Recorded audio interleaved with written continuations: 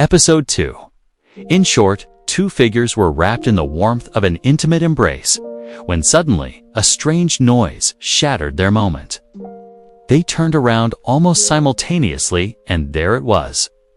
A bizarre long-legged creature, its body trembling, eyes filled with something unspoken. A depth of emotion no words could capture. And just like that, the sweet mood vanished in an instant.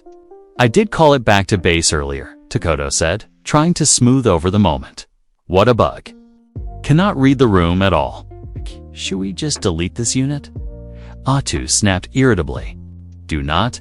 Waste of resources," Takuto replied flatly. The arrival of this third party completely shifted the mood between them. Or perhaps it reminded them that their fleeting moment of peace had always been just an illusion.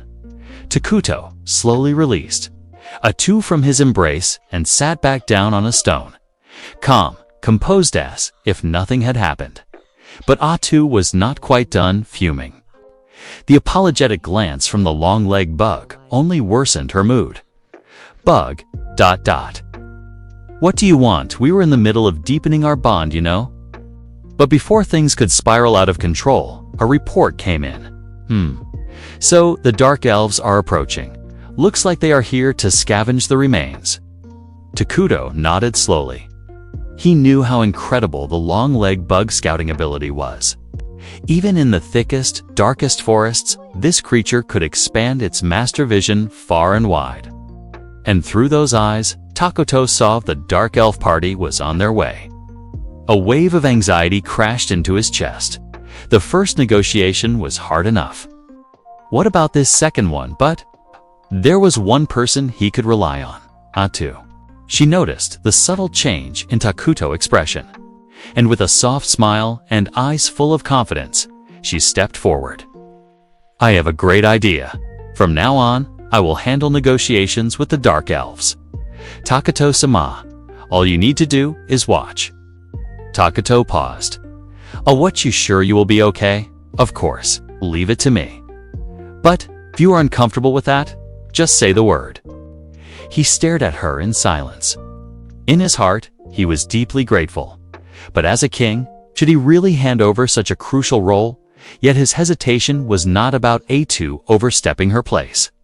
He was simply afraid that the weight of it all might be too much for the girl he depended on the most. But Atu gazed back at him, hand over her chest, a confident smile, eyes burning with purpose. "I can handle it." That is what her gaze was saying. Takuto felt a sense of relief, and even shame. He had doubted the one person who had stood by him from the very beginning, to a girl with limitless potential.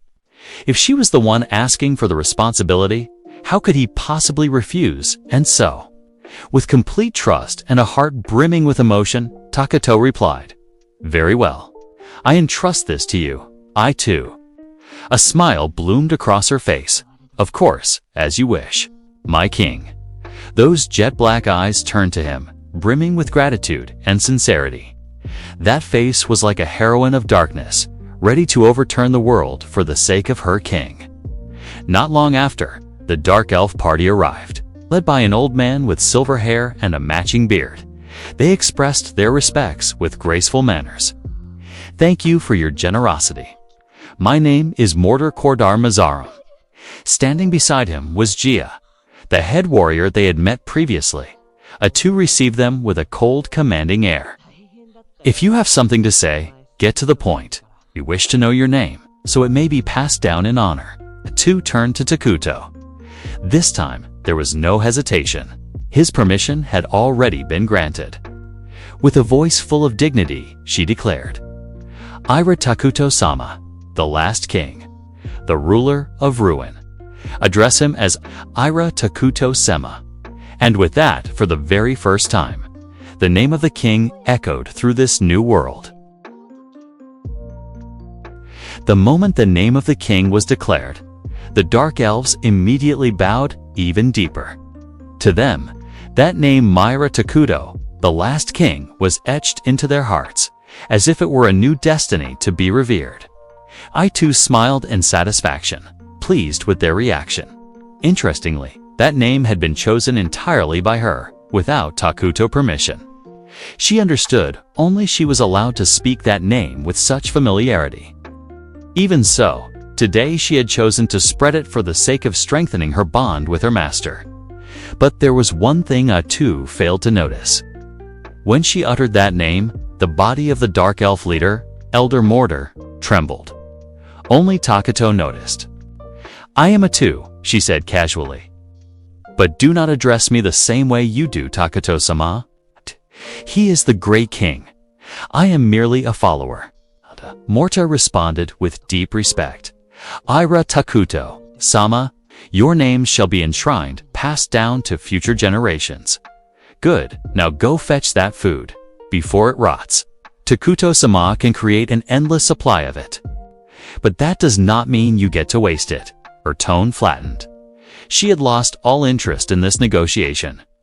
To her, it was nothing more than an interruption stealing precious time with her king. But Elder Mortar spoke again. This time with a hint of pleading. "We have discussed. Does the king desire tribute in return for his generosity?" The image of Atu being patted on the head by Takuto disappeared from her mind. "Tribute," she muttered. "Do you have anything worthy of our king?" Of course, the Dark Elves could not answer. They did not even know what the Dark King liked. Seeing this, Atu let out a sigh. "If you cannot offer anything, then do not bother. No need to force it." But as the elves continued to plead, Atu's face began to shift impatience, clearly taking over.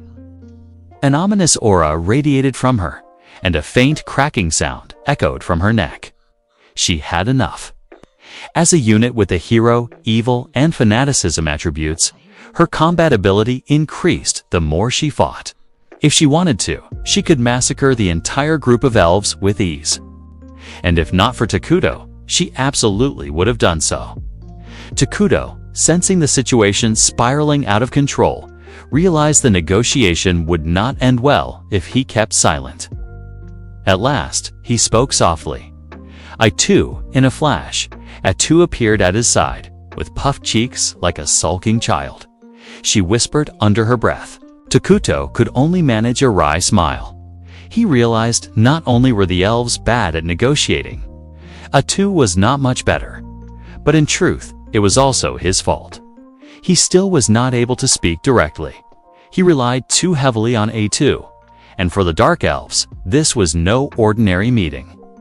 This was the final negotiation of their lives. If it failed, they had nowhere to return to. No food, no hope. With newfound clarity from her king, Atu turned back toward the elves. Her posture softened slightly, but the pressure in the air still remained. "You people really are troublesome. But listen well. Our king will not punish your short-sighted thoughts. Instead, give us information. Tell us about the world beyond." Elder Mortar immediately nodded, his face overwhelmed with gratitude. "Everything I know, I shall offer to Ira Takuto-sama." The negotiation was nearly complete. But something caught Takuto's attention. Elder Mortar looked uneasy as he prepared to leave. Takuto quickly pieced it together.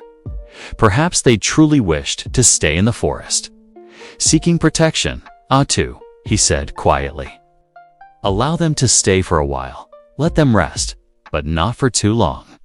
That request did not come from sympathy. Takuto simply did not want to give them false hope.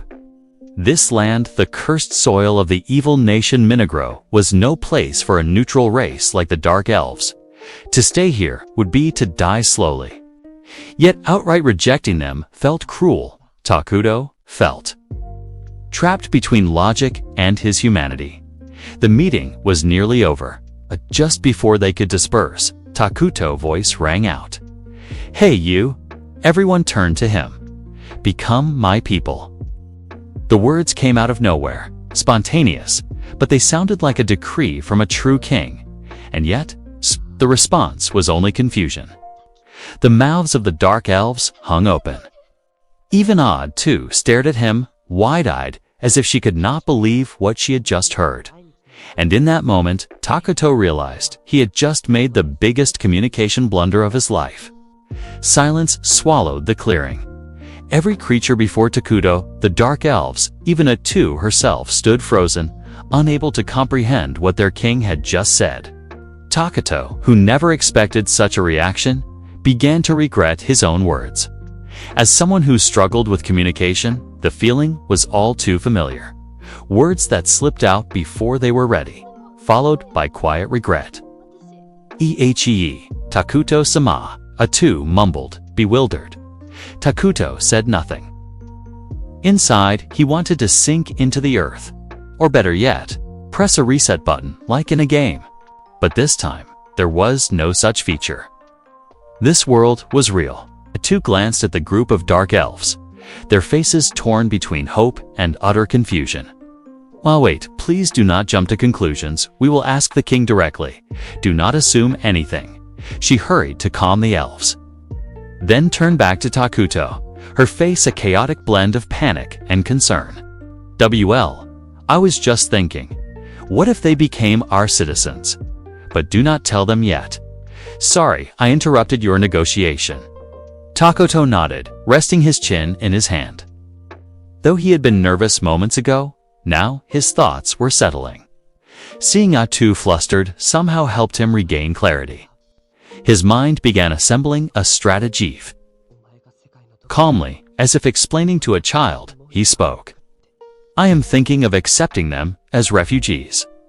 From a system perspective, that should be possible. Right? Atto gave a slow nod.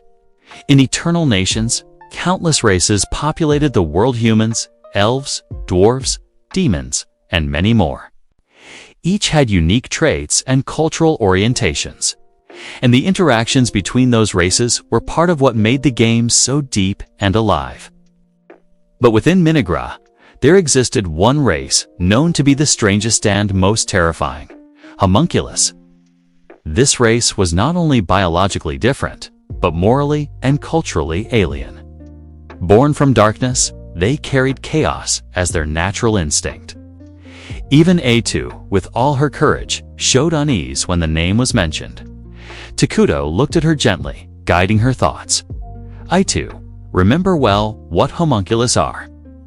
As Takuto's decision began to take shape, one heavy thought loomed over him: the homunculus. As Mynoghra main race, they possessed exceptional abilities in production and regeneration. But they had glaring weaknesses. They could not innovate, lacked magical potential, and their forms were horrifying. I too began to recall them. Their mock-human bodies, grotesque eyes, and incomplete flesh, all unbearably disgusting. She froze, her body tensing as those images surged into her mind. But on the other hand, Takuto saw an opportunity. They, he thought, may not be strong physically, but the Dark Elves could patch the greatest flaw of Mynoghra's search and technological growth. Homunculus might excel in output and population, but they were slow and stagnant when it came to advancement.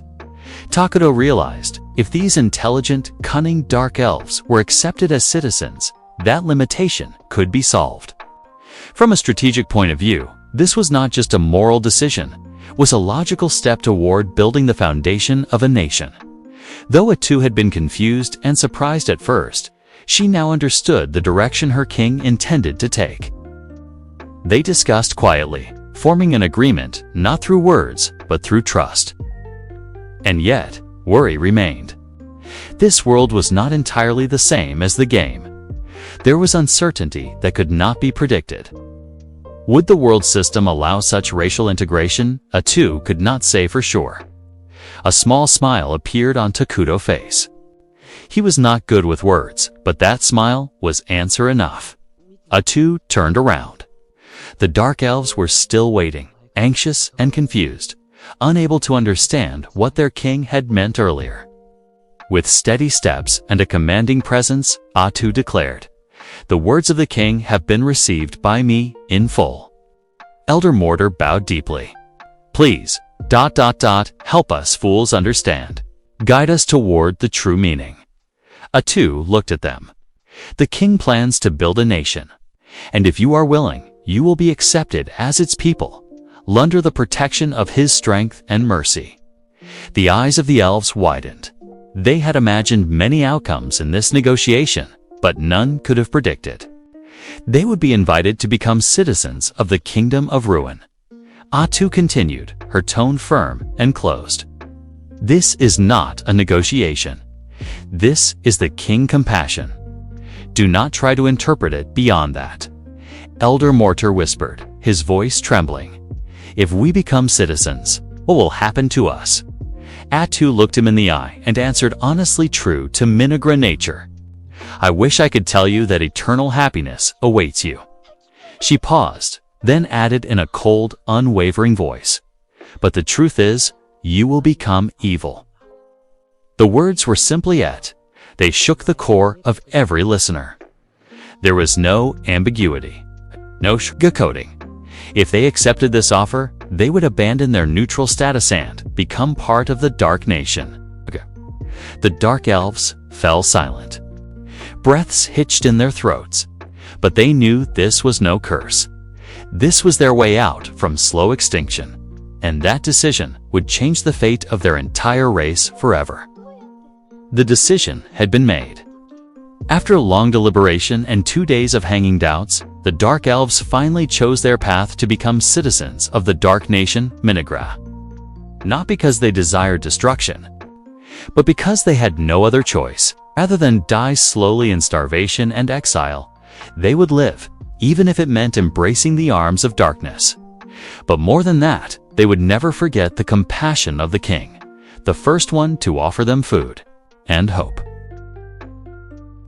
Unlike usual, Ira Takuto chose to come personally to their settlement.